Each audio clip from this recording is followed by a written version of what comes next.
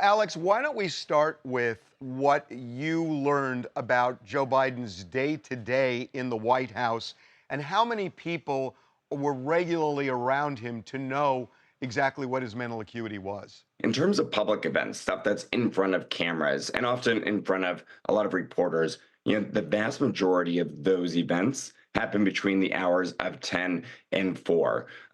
He almost will never do an event before 10 a.m. He usually wakes up around 7, 7:30, watches Morning Joe, exercises, sort of takes his time.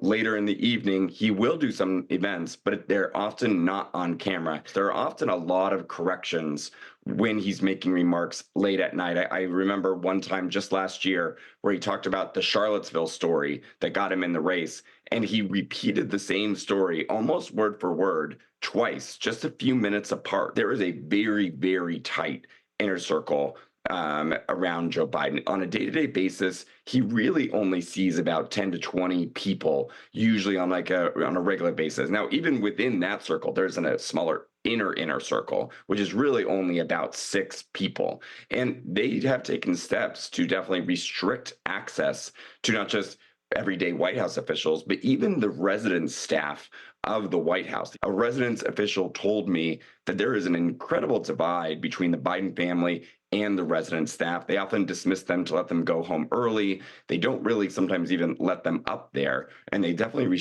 keep them at huge arm's length. So this is why his debate performance became such a shock. But a lot of them now sort of feel angry because they feel that they have been gaslit too. Is there kind of a divide now within where people are saying, how could this group of 12 or 20 or whatever that number is keep all of this from us when now we're in crisis? Yes, absolutely. I mean, I would say the reactions range from demoralized, wondering what they're going to do with their future, to full out panic.